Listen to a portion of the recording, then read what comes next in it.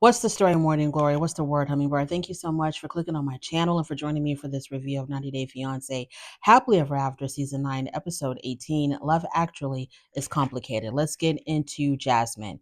So it starts off with Jasmine, Matt, and Matilda. They're all three at home, and Matt is telling us about the first 2 months of fatherhood and what that has been like for him. Of course, he talks about how he's not getting any rest, he's tired all the time, but no matter what he's going through, Jasmine has it a whole lot worse because she's the baby's main caretaker, I'm assuming.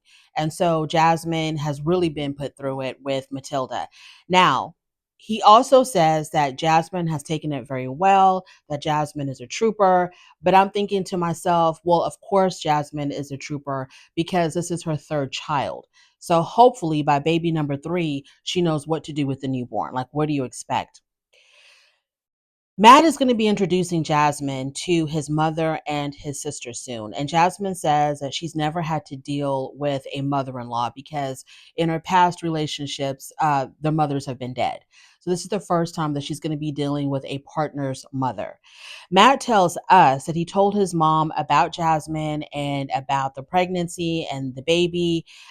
He said that his mom was really heartbroken and that his mother didn't understand the choices that had led up to where we're at now. Now, remember, Matt's mother is extremely religious and she wants her son to do things the biblical way.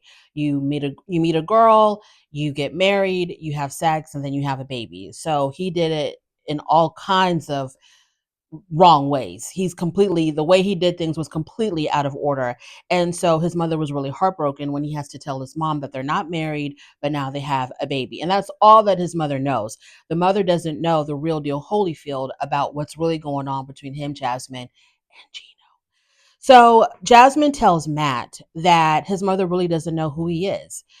Of course not, because the mother has no idea that her son Matt had entered into an open marriage situation where he was going to be the wife's side piece or the wife's boy toy or whatever you want to call it, the wife's boyfriend. The mother has no idea. If the mother only knew how him and Jasmine, how their situation actually started, Jasmine being married to somebody else, starting a relationship with Matt, and then hiding this relationship under the guise of, I'm in an open marriage and this is my boyfriend and my husband approves of this. If the mother only knew how it really went down. So she tells Matt, your mother really doesn't know who you are because, you're pretty promiscuous. Now she's calling him promiscuous. He's a single guy. Okay. He's a single guy. He's not attached to anybody, but she's calling him promiscuous where she's a married woman with a husband and dealing with someone else, having sex with or having whatever she was doing with Matt on the side. So, he told his mom that Jasmine had been married once before in Panama. So he made it seem like she had a husband a long, long time ago when she was living back in Panama. Didn't tell his mom anything about Gino, didn't tell his mom about the fact that Jasmine is currently married. So he told his mom that him and Jasmine were engaged. Okay. Told his mom that him and Jasmine were engaged, and he basically was trying to feed his mother anything so that his mother would kind of like stay off his back and not give him a hard time about his relationship with Jasmine. Jasmine doesn't like the fact that Matt had lied to his mom. Now Jasmine, she was very open to her mom about herself living in sin. She told her mom everything. She told her mom the whole entire situation.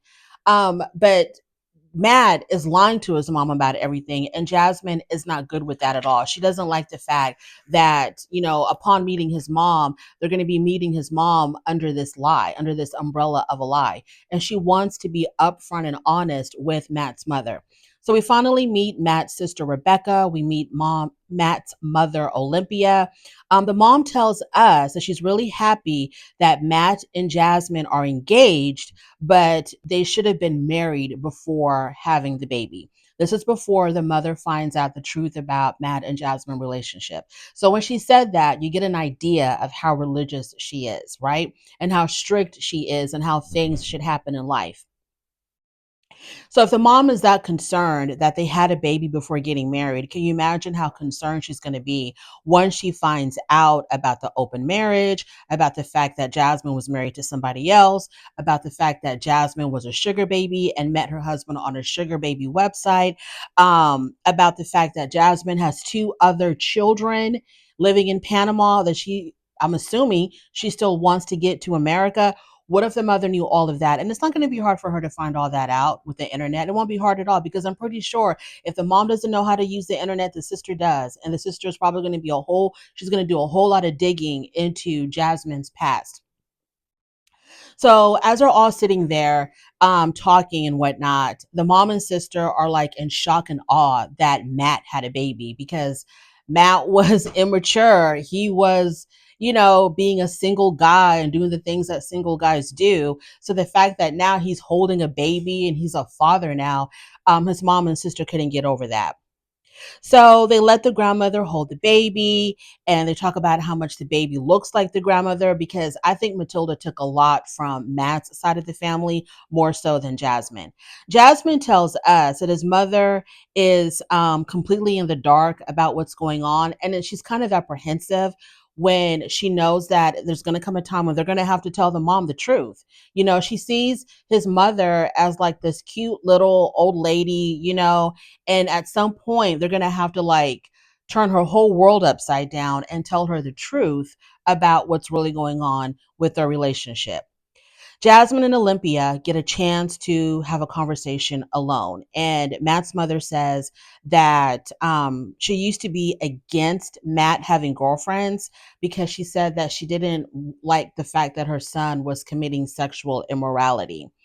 This her, Matt's mother is hardcore Christian.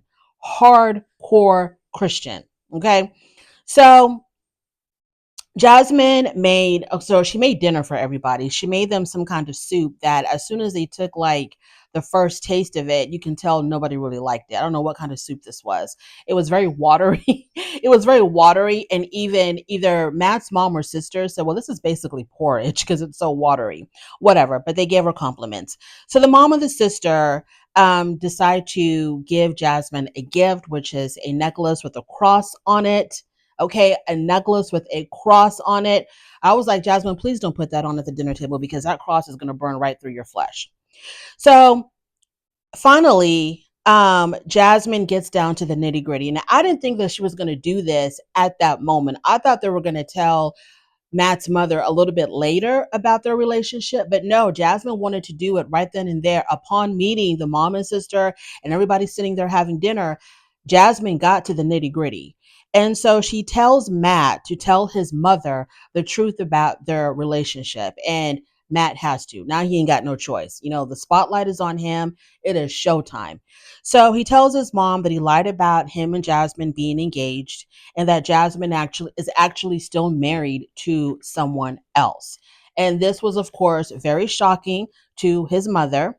And Jasmine adds that she's actually going through a divorce right now, even though, to my understanding, at that moment, neither her nor Gino had filed yet. I don't really know. Maybe they did.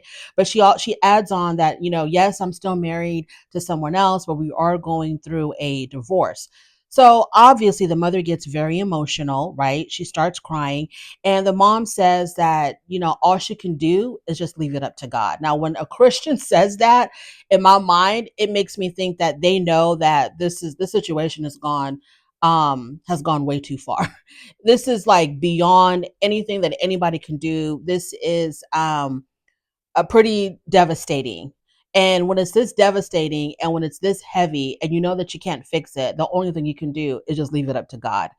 So Jasmine talks about the fact that her divorce is kind of complicated. So then she brings up the whole fact of her estranged husband, Gino, being the presumed father of Matilda. So she explains to the mother and the sister exactly what that means, that because the child was born within her marriage to Gino, under the law, Gino is considered the father of Matilda and he has parental rights to Matilda and he can snatch her up and take her wherever he wants to take her because legally that's his child. So the mother and sister are like flabbergasted by this information. And so Jasmine explains further that, but we can do something to fix this. We can prove to the court that Matt is the biological father and establish Matt's right. Now that's keeping it very, very simple, but it is it is that she did tell them the bottom line. Yeah, it's a problem.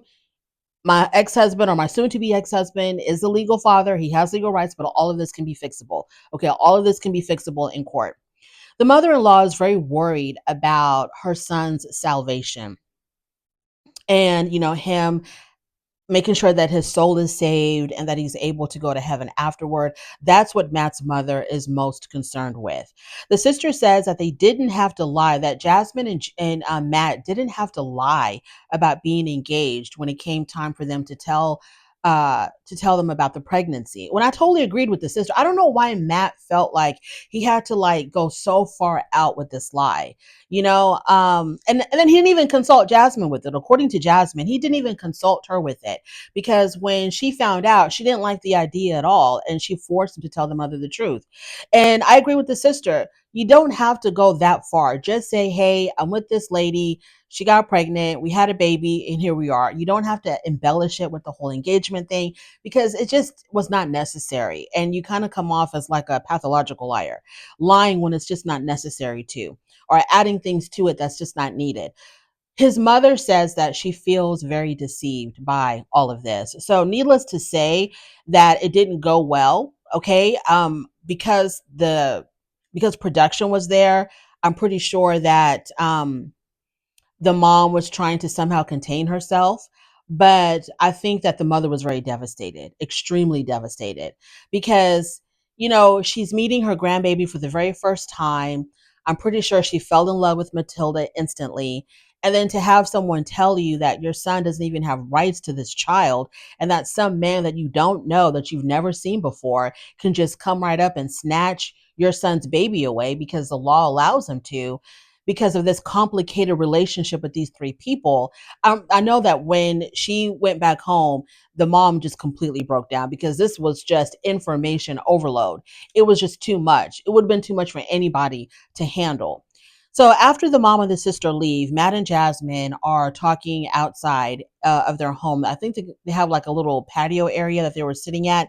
And Matt decides to propose to Jasmine with a string. So he gets down on one knee, he ties a string around her finger, and he's like, hey, it's not much, but this is just to prove to you how much I really love you and how much I really want to be with you. So he asks Jasmine to marry him. And the show prolongs her answer, right? We have to go to a commercial, we have to see other couples or whatever. Then we get back to Matt and Jasmine, and Jasmine is crying and she's taking her sweet time to give him an answer. And she says that if she were to ever get married again, she would be married to Matt. But at this point, she can't give him a definite answer to his proposal. She can't say yes or no. She says that she doesn't trust people, which is BS, because if there's anybody not to trust, it's herself. Like, who has deceived you, Jasmine? Who has deceived you? You're the one deceiving everybody left and right. Like, who's deceived you? I don't understand when she says she can't trust people, when she's the one that lied to Gino about having a relationship with Matt way before she brought up the whole open marriage thing, making it seem like when she thought about having an open marriage, she then found Matt, knowing damn well that she and were already involved with each other way before she brought up the open marriage thing. And she was using the open marriage just as a disguise, like to cover up her cheating, basically. And that was very deceitful. She was deceiving her husband about that. So when she talks about how she can't trust people, who has deceived her? So then she says that she's really scared. Scared of what? I mean, it just really surprises me how she can turn on and off her what's the word I'm looking for? Like, most of the time, she's very powerful. She's very confident. She says exactly what she wants to say. She does exactly what she wants to do. She makes big moves. She doesn't care what anybody thinks. And then we have moments like this where, she's like trembling and crying and talking about how scared she's. Scared of what? Jasmine, you created this mess. You could have had your fun with Matt. but you didn't have to get pregnant. Yes, people get caught up and things happen and people become pregnant when they don't intend to become pregnant. We get it. We understand. But I feel like, there are people that I keep on saying this. There are people who make a conscious decision to not have children. And lo and behold, they don't. Okay. There are people who have made a decision in their lives that they do not want to have children. And they actually don't because they do what it takes to not conceive. And if you were in this messy situation where you're still married to Gino, but you're messing around with another guy, you would have think if at that would have been the one point in your life, Jasmine, that you would have been on your P's and Q's when it came to birth control. You would have crossed your T's and dotted your I's when it came to birth control because you're involved with two men. And granted, you are not having relations with Gino because he refuses to have relations with you. But why do you want to bring a child into this situation where you're with one man and sleeping with another? Like, why would you want this? Was supposed to be fun and games. Gino can't give you what you want, so you went and you found this young dude who can. It wasn't supposed to turn out like this. Okay. But whatever. A part of me, and I know a lot of people are gonna, not agree with this, but a part of me believes that Jasmine probably got pregnant with Matt on purpose. I don't know if it was to trap Matt. I don't know if it was to, I don't know what reason she could possibly have. Maybe she feels like if she had a baby, it would secure her status here in the United States. I don't know, but so a part of me believes that she got pregnant on purpose because Jasmine knows better. She knows better. She's been around, she's already has children. She knows better. And I think that she either threw caution to the wind and was like, "Hey, if I get pregnant, I get pregnant. I really don't care." Or I want to get pregnant by Matt. That's what I'm thinking because she's just too smart. I feel like Jasmine is too smart to let this happen to her. But whatever. Maybe she's that dumb. I don't know. So she talks about how she's scared, and Matt tells us in his confessional that it gets really tiring to always be pushed away by Jasmine. And I wish he would have gave us more information on that. He says it gets because I'm trying to understand what other time has she pushed him away? Does she bring up Gino a lot? Hell yeah, she does. Does she still compare Matt and Gino? Yeah, she does. But she is with Matt, living with Matt, moved to Florida with Matt. In what other areas or what other times has she pushed him away? But he says it gets very tiring for him to constantly be pushed away by Jasmine. And he also asked a question: how did she accept a ring from Gino so quickly? But then she's giving him a hard time and accepting his proposal. Well, Gino could give her what she wanted, and she wanted to come to the United States. So Gino could give her that. And also, I don't think she loves Matt. I don't think she loves Matt. She probably likes him a whole lot. She's definitely attracted to Matt, but I don't see Matt and Jasmine as a couple. And I said this in my last review about them. I don't see Matt and Jasmine like as a real romantic couple. There's something missing in that relationship. And I can't figure out what it is, but they don't come across to me. They come across to me more as like coworkers or friends or roommates, but not so much as lovers, people who are passionately, deeply in love with one another and can't be without each other and have this, crazy, awesome chemistry. Like, I really don't see it between Jasmine and Matt. Oh, well, we'll see how that's all going to work out at the tell all. Moving on to Gino. So Gino says that he's not going to file for divorce until his immigration fraud complaint against Jasmine starts taking motion, which I'm thinking is stupid. Gino, you need to cut ties with this woman as soon as possible. Okay. You're going to find yourself stuck with Jasmine and all of her problems and stuck with the child that's not yours that you may be responsible for. You need to cut ties with her as soon as possible. I understand the need to get back at her because she broke your heart, because she was cheating on you, because she was using you for immigration purposes or whatever. I understand the anger that you have with that, but you have to be bigger than the anger. Okay, you have your common sense has to be stronger than the anger that you're feeling, because you dragging things along just for her to get deported or for her to not get your money is stupid as hell. Let the universe deal with Jasmine in however way it's going to deal with Jasmine. If she's allowed to stay here and get her citizenship, fine. You can't do anything to stop that. if that's how it's going to be, that's how it's going to be. Just move on with your life and get this divorce. Now, in real time, I think they have filed for divorce. He filed in Michigan. She ended up filing in Florida. So we'll see exactly where it's going to take place and how that's going to play out. But him talking about, this whole immigration thing and the fraud and him wanting to get back at her, it's just going to eat him up more than anything else. So he called Jasmine a cheater, a liar, and a hoe. Okay. Gino says that he is not going to be moping around. He's going to get back into the dating scene. So we see him getting back on his laptop and, fixing his profile because he's ready for these streets. So while setting up his dating profile, he gets a message from his uncle letting him know that there's been some commotion online regarding Jasmine. And the uncle sends him an article or a picture or something, or maybe Gino found it himself. And it's an announcement that Jasmine and Matt had their baby girl, and the picture that was put on the internet and all the publications and all the gossip blogs. So Jasmine, he finds out, this is how he found out that Jasmine had her baby girl. So the uncle asks him, Gino, are you okay? And then the uncle says, don't worry, Gino, your time will come to be a parent. Okay. We need to speed it up then. We need to hurry up, Gino. If you still have plans on having a child, you're almost 60. Let's hurry up and get there. So Gino tells us that he's ready to move forward with his life. And if I feel like if you're ready to move forward, then get the damn divorce and put this woman behind you. Put this whole marriage, Jasmine, Matt thing behind you and get this divorce ASAP.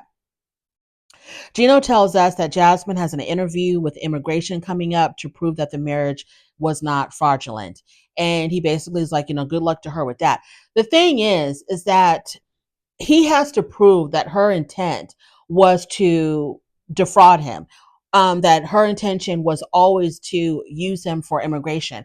I don't know how he can prove that that was her intent, because the actions can show, they can be interpreted so many different ways, because so many people who watch this show have said Jasmine didn't use them for immigration purposes. She didn't commit any kind of fraud. At the same token, there's people who say, oh, she definitely used them for a green card. She definitely came here for on fraudulent reasons. It's people see it differently. People interpret what happened between Jasmine and Gino differently. I think it's very possible that Jasmine was using Gino for a green card. I think that is very, very possible. At the same time, I don't know how he's going to prove that, because he's the one that denied having relations with her when she wanted to have relations with him. He's the one on camera that had agreed to an open marriage. How can he prove that she was with Matt, or that she was romantically or sexually involved with Matt way before he gave her permission to be in an open marriage and to be with Matt? How can he prove that? So I think his issue or his problem is going to be proving that her intent, regardless of what you see and regardless of what her actions are, her intent was to use me for a green card. I don't know how he can prove that. I really don't know. But anyway, it is hard to believe that they've been together for 4 years, because y'all, the stuff that Gino and Jasmine have put us through as viewers, it's like they've been together 15 years. I feel like I've been watching these people for 15 years, but they've only been together 4 years. The next time that we see Gino, he's like at a high end men's clothing store because he wants to upgrade his fashion, and because he's ready. He's ready to go out there and meet some women. So we see that. And he tells the tailor all of his business about Jasmine and Matt and the baby and whatnot. And I thought that was really funny because really, Gino, nobody cares. Moving on to Brandon and Julia. So Brandon is back at work, but he says he's making less money. And so they need to figure out a way to make more money. What I don't understand is why Julia never worked, or did she work? They never talk about Julia having a job. It was always Brandon being the main provider.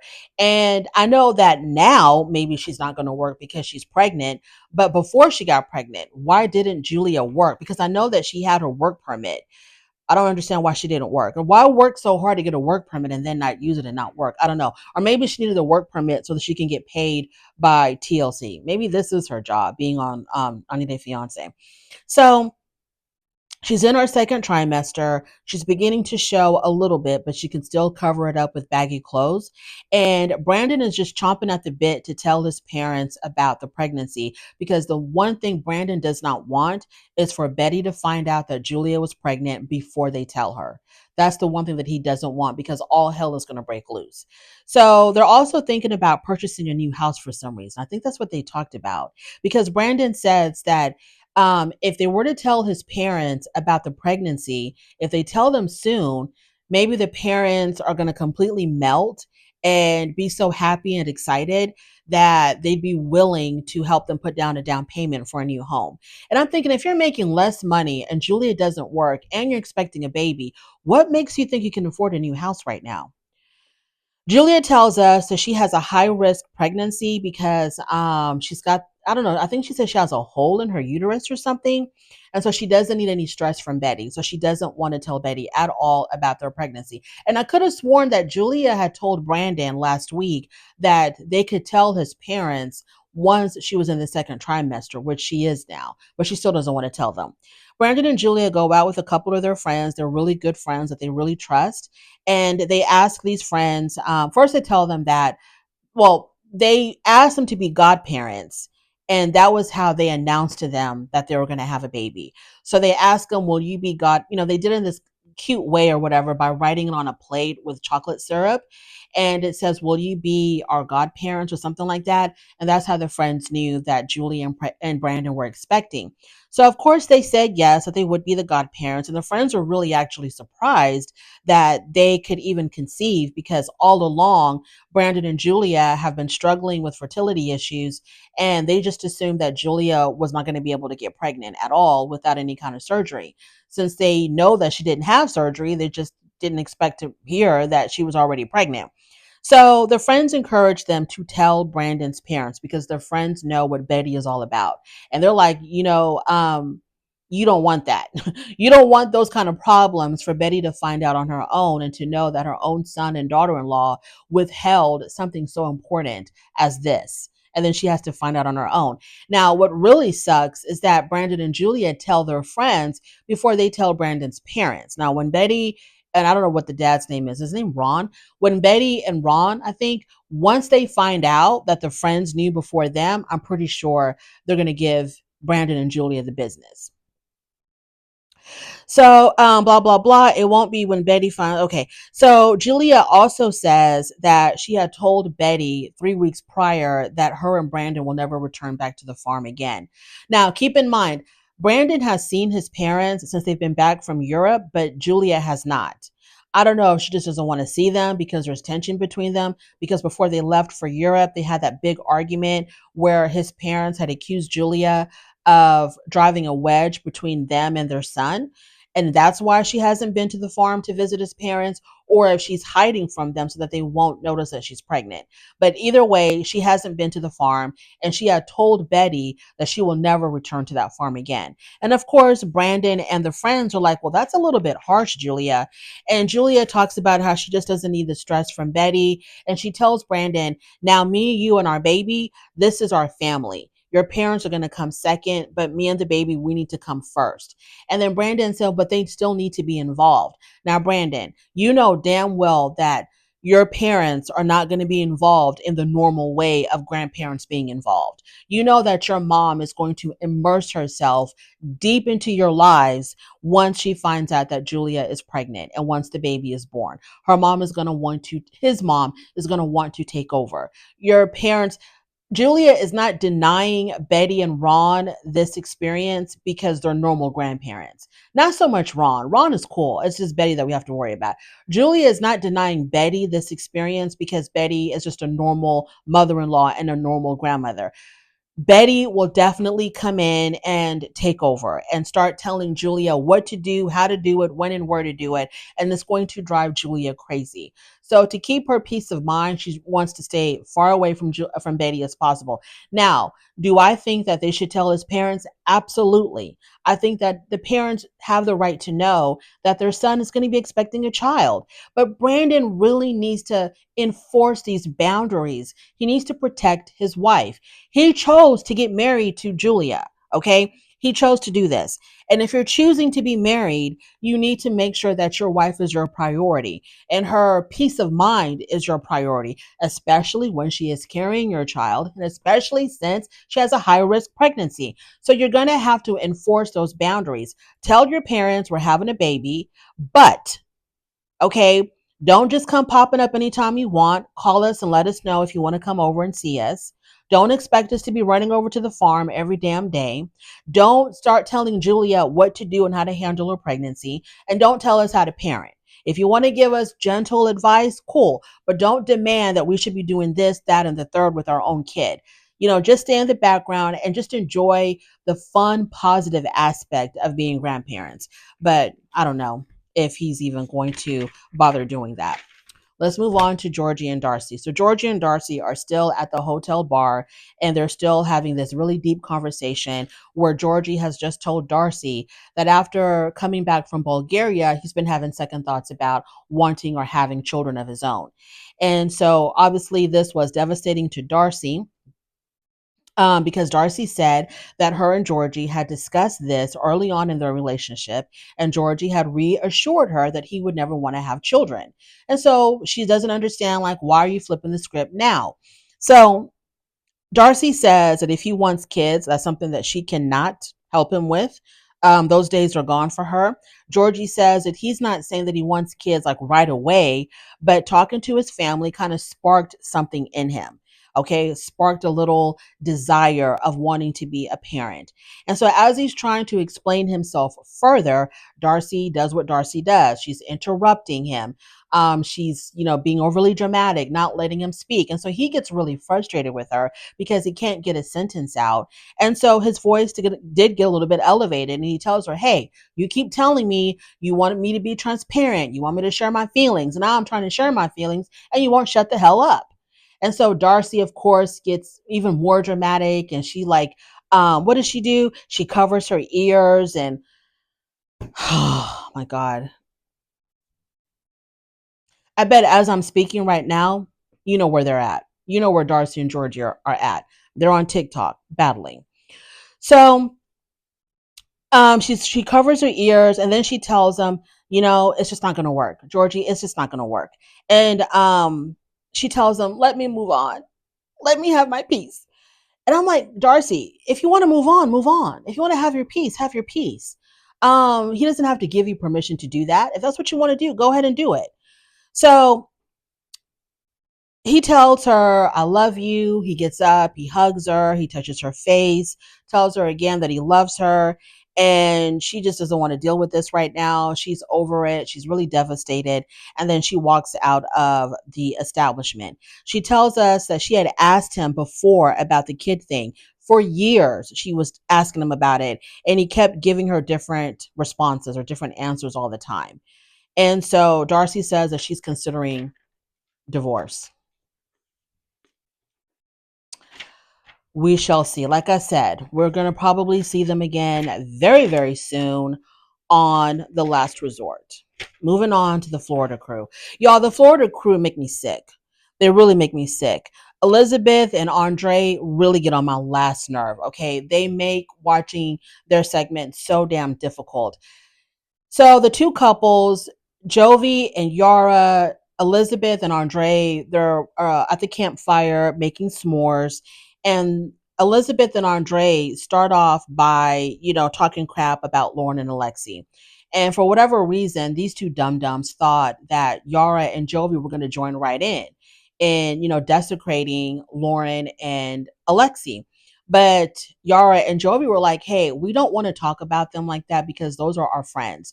We like them and we like you, and we don't want to do this pile up against them. So then Elizabeth and Andre get offended. They're not understanding, like, why don't you want to talk crap about them? So, y'all, it was stupid. The whole thing, I don't even want to go into this because it was stupid as hell. Basically, let me just try to summarize it. Yara was trying very hard to let the two dum-dums know we like both of you. Both of you, everybody's our friend. We want to be friends with everybody. Elizabeth and Andre want them to choose, either us or them. And then Elizabeth turns it around where she now is blaming Yara and Jovi for being the troublemakers, because she says that Yara was the one that told her Lauren had called Andre a dick, or said that Andre was horrible. It was Yara that started that whole mess. And then it was also Yara that told Lauren what Elizabeth had confided in Yara about Lauren talking behind Yara's back. So Elizabeth is like, now that I think about it, I think you're the problem, because, you're the one where drama is always following you, and you're causing all of these issues in the friend group. It's you, Yara. And then it kind of like spiraled out of control. Then there was a time when Jovi talked about, because Andre had said, it's really funny how y'all are calling me a dick when y'all are the ones, meaning Jovi and Alex, y'all are the ones that are insulting your wives. You're calling your wife ugly. Alex calls his wife fat, but I'm the one that's supposed to be horrible. I'm the one that's supposed to be a dick. That's really funny to me. And then they also bring up, oh, and so then Jovi tells Andre, well, you are alienating your wife from her family. So you are horrible. She can't even communicate with her family because of you. And then Elizabeth brings up that Andre innocently comes to the United States of America, to be with her, and her family just automatically hated him for no reason. They just automatically, because he's a foreigner, they just automatically assumed that he was going to be using Elizabeth. And he was like, you, Jovi, you should know that, of all people, because everybody said that Yara was just using you for a green card. So you should understand what I went through when my family accused Andre of using me, because everybody assumes that the foreigners come here and they're just using their American spouses for one thing or another. But Elizabeth, this man took $75,000 from you and blew it and didn't even tell you about it. He told your cast members before he even told you that your $75,000 just disappeared into thin air. Okay. As far as I can tell, Andre has never been able to keep a steady job. And whenever he has any kind of steady work, it's always because Elizabeth's father has offered him some type of project or some type of job. Elizabeth's father has to step in and help him make money for his family. But if you were to leave Andre to his own devices, he probably wouldn't be able to keep a consistent job if his life depended on it. So what are you talking about, Elizabeth? Okay, so they go back and forth. It got really stupid. And I'm like, Elizabeth, don't you even realize that since this man has been in your life, you no longer have any contact with your family, and now you're not going to have any contact with your friends? Don't you, like, can't you see the bigger picture of what's going on here? But whatever. Like, that's all I really have to say about these people. The whole thing was stupid. The problem is Elizabeth and Andre. They are the problem. And the main problem is really Andre and Elizabeth for following this Neanderthal around and just going with whatever he says, and how she's like defending Andre so hard, and he's making her look so stupid and crazy. I don't know. I don't have anything else to say. I'm a little bit disappointed that on the tell-all they're going to put all of them together in one house again. I really didn't like that. I just want to do the tell-all and be done with it. I don't need all that extra drama that goes on in the house. But when they showed the previews of the tell-all, it looked crazy. It looked chaotic. So we are in for a ride, a wild ride, I think, when we see the tell-all. Who the hell knows? Thank you so much for joining me. I really do appreciate it. On your way out, please don't forget to rate the video if you like this content, subscribe to my channel, and I'll definitely talk to you later. Bye.